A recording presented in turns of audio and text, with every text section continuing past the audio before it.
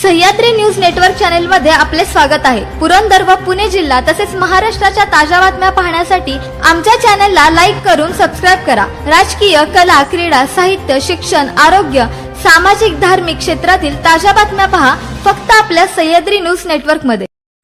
नमस्कार।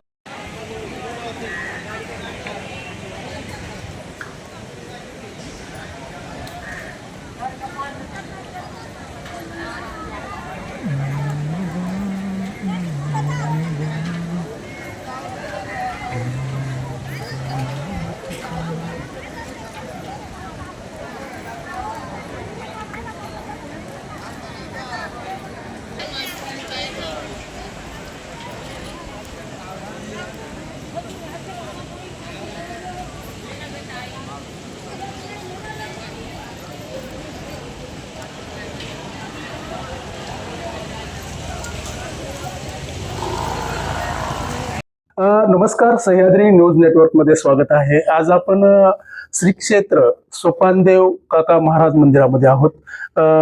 येत्या 12 तारखेला श्री संत सोपान काका महाराजांच्या पालखीचं पंढरपूरकडे प्रस्थान होत असताना या प्रस्थानामध्ये सासवड नगरपालिका असेल, देवस्थान असेल, प्रशासन, पोलीस प्रशासन असेल, तसेच आरोग्य विभाग यांच्या वतीने एकदम छान पद्धतीने नियोजनात्मक दृष्टिकोनातनं या सोहळ्याचे प्रमुख ॲडव्होकेट त्रिगुण गोसावी महाराज ते कार्य सांभाळणार आहेत। या संपूर्ण वारीमध्ये पोलीस प्रशासनाकडून प्रथमच 2 पोलीस निरीक्षक, 6 उप पोलीस निरीक्षक आणि सहाय्यक निरीक्षक, 20 महिला अंमलदार, 20 पुरुष अंमलदार, 60 होमगार्ड असा तगडा बंदोबस्त पंढरपूर पर्यंत दिलेला आहे। ही घटना किंवा ही जे योजना आहे किंवा हे योजनाबद्ध जे काम करताना त्रिगुण गोसावी महाराज यांनी ते संपूर्ण नियोजन प्रशासनाकडे मागितलेलं असताना त्यांच्या कुठेतरी सर्व गोष्टी मान्य करण्यात आलेल्या आणि ही वारी यशस्वी होण्यासाठी सर्व प्रशासनाने कंबर कसलेले आहे, देवस्थानने कंबर कसलेली आहे। आपल्याबरोबर या वारीचे प्रमुख ॲडव्होकेट त्रिगुण गोसावी महाराज आहेत। महाराज, काय सांगाल तुम्ही, ही वारी कधी चालू होणार आहे आणि कसं तुमचं नियोजन असणार आहे? रामकृष्ण हरी, सर्वांना मनपूर्वक रामकृष्ण हरी। सालाबाद प्रमाणे संत सोपान काका यांचं पालखी प्रस्थान हे ज्येष्ठ वद्य द्वादशी या दिवशी होत असतं। एकादशीच्या दिवशी पुण्याहून माऊली निघून सासवडमध्ये निवास करतात। त्याच्या दुसऱ्या दिवशी द्वादशीला सोपान काकांचं प्रस्थान होतं आणि त्याच्या पुढच्या दिवशी परत माऊली इथनं प्रस्थान ठेवतात पुढच्या मार्गासाठी। आता या वर्षी आपल्याला सगळ्यांनाच ज्ञात आहे की संत सोपान काका यांचा आकड्याने जर तुम्ही बघितलात समाजाचा त्याच्यामध्ये सहभाग, तर 3 नंबरचा सोहळा आहे। माऊलींचा सोहळा वैभवशाली फार मोठा आहे। त्याच्या खालोखाल जगद्गुरु तुकोबा यांच्या याच्यामध्ये मोठा समाज असतो आणि आता गेल्या 7-8-10 वर्षामध्ये सोपान काकांकडे फार मोठ्या प्रमाणात संख्येमध्ये वाढ झाली आहे। आता ही बाब आम्ही वेळोवेळी दरवर्षी जी प्रशासनाची पूर्वतयारीच्या मीटिंग असतात, फार तहसीलदारपासनं ते कलेक्टर साहेब, नंतर विभागीय आयुक्त, नंतर मुख्यमंत्री, आता ग्रामविकास मंत्री, उपमुख्यमंत्री, या सगळेजण अतिशय ह्याने आमच्या समस्या जाणून घेतात। वाढत्या समाजामुळे ज्या लागणाऱ्या वाढत्या गोष्टी आहेत त्याची आम्ही कायम मागणी करत असतो, कारण शेवटी वारकऱ्याची एक व्यवस्था झाली पाहिजे आणि ज्या गावातनं आम्ही जातो तिथे सुद्धा दुर्गंधी किंवा हे पसरू नये, त्याप्रमाणे आम्हाला कायमच दरवर्षी एक वाढवून सगळ्या प्रकारच्या सोयी सुविधा उपलब्ध करून देतात। एक उणीव जी कायम होती ती पोलीस प्रशासनाची होती, कारण जसा सोहळा वाढतो तसं त्याला नियंत्रित करण्यासाठी किंवा ट्रॅफिक नियंत्रण करण्यासाठी किंवा वाड्या वस्त्यांवरती गावांमधनं जेव्हा पालखी जाते तेव्हा तिथे दर्शनासाठी जी काही झुंबड उडते, आता रथ आहे, रथ कोणी पडतं झडतं, तिथे महिला पोलिसांची आमची कायम मागणी होती, तुकडी, अशा सगळ्या मागण्या आम्ही वेळोवेळी ठेवत असतो। तर यावेळेस प्रशासनाने मोठ्या प्रमाणात आम्हाला पोलीस दल सासवड ते पंढरपूर उपलब्ध करून दिले, आम्ही त्यांचे आभारी आहोत। दुसरी गोष्ट अशी होती की प्रस्थानाच्या दिवशी माऊलींचा सोहळा सुद्धा सासवडमध्ये असल्यामुळे जवळजवळ 6-7 लाखाचा त्याच्यापेक्षा जास्तीचा समाज हा सासवडमध्ये 2 दिवस असतो. आता वर्षातनं एकदा येणारा समाज हा सोपान काकांचं दर्शन घेतल्याशिवाय पुढे जात नसतो. इथं 3 दिवस फार मोठी प्रचंड प्रमाणात गर्दी राहते, बारी राहते. आता त्याचं नियंत्रण करण्यासाठी एक वेगळी पोलीस यंत्रणा गरजेची होती, कायम आम्ही मागणी करत होतो. तर ती मागणी सुद्धा यावेळेस 3 दिवस म्हणजे आपली पालखीचं प्रस्थान झाल्यानंतर सुद्धा एक पूर्ण दिवस आणि दुसरा दिवस ही बारी चालत असते. तर ती सुद्धा योजना सरकारने मान्य केली आहे, त्यामुळे त्यांचे मी धन्यवाद देतो.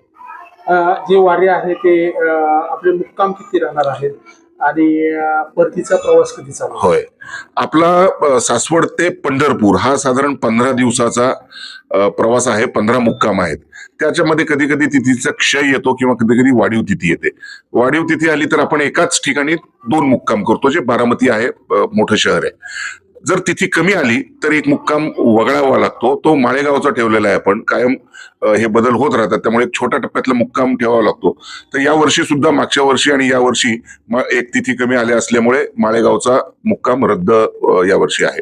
14 दिवसचा प्रवास आहे. त्याच्यानंतर 5 दिवस पुढे दशमीला आपण पोहोचल्यानंतर एकादशी ते पौर्णिमा आपण पंढरपूरमध्येच असतो आणि पौर्णिमेला परतीचा प्रवास सुरू होतो, जो 7 दिवसाचा आहे. आणि षष्ठीला आपण इथे परत येतो सासवडला. आपल्या जे आरोग्य विभाग आहे त्यांच्याकडून तुम्हाला 24 तास अँब्युलन्स सेवा किंवा डॉक्टरांची जी टीम आहे ती देण्यात आलेली आहे? हो, पूर्वपासनं एक मला वाटतं सरकारचंही ह्याच्याकडे लक्ष असतं की कुठं कुणाला काय सुविधा पुरवाव्यात. कितीही केलं तरी कमीच पडतं ते, पण शेवटी एक मेडिकल सुविधा चांगली असावी. आमच्याकडे 3 ते 4 अँब्युलन्स वेगवेगळ्या संस्थांकडनं, शासनाकडनं 108, दगडूशेठ हलवाई गणपती ट्रस्टकडनं 1, वैष्णव फाउंडेशनकडनं 1, अशा मेडिकल च्या सुविधा पुरवल्या जातात.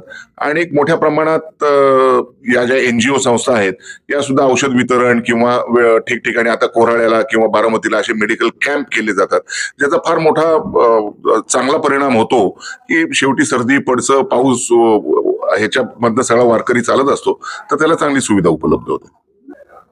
महाराज, यावर्षी पावसाचं प्रमाण या 4 दिवसामध्ये वाढले आणि आता मंदिराच्या शेजारी जी करावला माई आहे ती दुथडी भरून वाहते. वारकऱ्यांना काय सांगाल तुम्ही? नाही, वारकऱ्यांना तर मी इथं कसं आहे की काल तुकोबारायांचं प्रस्थान झालं 7 तारखेला. आज आता माऊलींचं प्रस्थान आहे. आता हे प्रस्थान सोहळ्यासाठी जाणारा जो वर्ग आहे हा फार मोठ्या प्रमाणात वारकरी, लाखोच्या संख्येने जे तिथं पोहोचतात, हा सुद्धा त्यांच्या गावाकडनं प्रवास करत येतात. त्यामुळे इथे सासवडमध्ये सुद्धा एक गेले 4-5 दिवस मोठा वारकरी संप्रदाय येत असतो, जो पुढं देहू किंवा इकडे जात असतो. आता जी पर्जन्यमान परिस्थिती आहे त्याच्याप्रमाणे मी सगळ्यांना सांगतोय की तुम्ही इथंच थांबा किंवा पुण्यामध्ये थांबा, जास्तीत जास्त, पण पुढे जायचा प्रयत्न करू नका. माझी विनंती आहे सर्वांना. आता आज सर प्रस्थान ठेवतायत माऊली, उद्या त्यांचा आळंदीहून प्रवास सुरू होईल, त्यामुळे ते सुरळीत होईल. आज इंद्रायणी माता सुद्धा आपल्याला ती वाट काढून देईल ही माझी 100% खात्री आहे. परंतु याच्यामध्ये मला पुढं असं एक सांगायचंय प्रशासनाच्या दृष्टीने, मी दरवर्षी ही एक मागणी ठेवतच असतो की हा जो प्रस्थान सोहळा झाल्यानंतरच्या सोयी सुविधा तुम्ही पुरवता, पण प्रस्थान सोहळ्याला जो वारकरी त्यांची वारी तिकडनं सुरू होते, गावाकडनं. म्हणजे जेव्हा वारकरी गाव सोडतो ती त्याची वारी सुरू झालेली असते की तुकोबाराय किंवा माऊलीकडे जायचं आणि माऊली बरोबर पंढरपूरला जायचं. आता हा जो त्यांचा प्रवास आहे आम्ही बघतो अतिशय खडतर आहे, मोठ्या संख्येने वारकरी चालत असतो.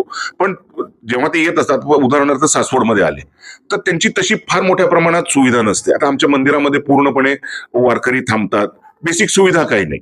तर आता सासवड हे फार मोठं श्री क्षेत्र आहे, त्या दृष्टीने सरकारने थोडीशी एक लक्ष द्यावं त्याच्यामध्ये. करमाई शेजारी वाहते, अतिशय सुंदर विलोभनीय असं दृश्य आम्हाला कधीतरीच बघायला मिळतं, नाही तर हे सगळं पाणी निघून जातं. हा पाऊस थांबला की ती नदी परत कोरडी पडते.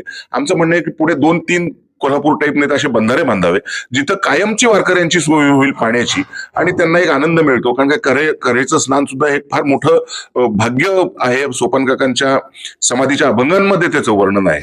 सगळ्या नद्या मिळून ही एक नदी आहे. तर ही विनंती आहे.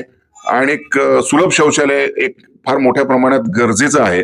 रात्री अपरात्री बस येतात, मुक्काम करतात, तसाच सकाळी उठल्यावर त्यांना एक अतिशय अल्प प्रमाणात शौचालय उपलब्ध असतात. देवाचं दर्शन घेऊ का शौचालय, अशी त्यांची फार मोठी एक कुचंबणा होते. तर तिकडे एक लक्ष द्यावं. सासवड आता म्हणजे माऊलींचे धाकटेच बंधू आहेत, इथं सुद्धा सर्वांचा एक येणं जाणं असतं. तर त्या दृष्टीने आणि आता एवढ्यामध्ये मला वाटतंय मुख्यमंत्र्यांना सुद्धा आमच्या इथले आमदार, माजी आमदार यांनी निवेदन दिलेलं आहे, जेजुरीच्या धर्तीवर इथला सुद्धा एक प्रकल्प करावा, आराखडा करावा. तर त्याला सुद्धा लवकरच यश येईल अशी मी देवाकडे प्रार्थना करतो. ओके. संत श्रेष्ठ सोपान काका महाराज यांचं पंढरपूरकडे प्रस्थान 12 तारखेला सकाळी 11 वाजता हा सोहळा चालू होईल आणि प्रस्थान चालू होईल. या सोहळ्याचे प्रमुख ॲडव्होकेट हबप त्रिगुण गोसावी महाराज यांनी संपूर्ण या सोहळ्याचं जे काही कार्यक्रम पत्रिका आहे ती सांगितलेली आहे. एक त्यांनी शासनाकडे मागणी केलेली आहे की कऱ्हा नदी ही कधी सीझनमध्ये किंवा पावसाळ्यामध्ये वाहते, ते पाणी जर या ठिकाणी या परिसरामध्ये थांबले, या ठिकाणी कोल्हापूर टाईपचे बंधारे बांधले तर अजून वारकऱ्यांना त्याचा फायदा घेता येईल. तसेच सुलभ शौचालय असेल, एक छोट्या छोट्या गोष्टी महाराजांनी मांडलेल्या आहेत. नक्कीच हा जो निरोप आहे प्रशासन पर्यंत आम्ही पोहोचूच, परंतु प्रशासन काय कारवाई करते याकडे आमचं लक्ष राहील. या सोहळ्यास सह्याद्री न्यूज तर्फे शुभेच्छा. धन्यवाद.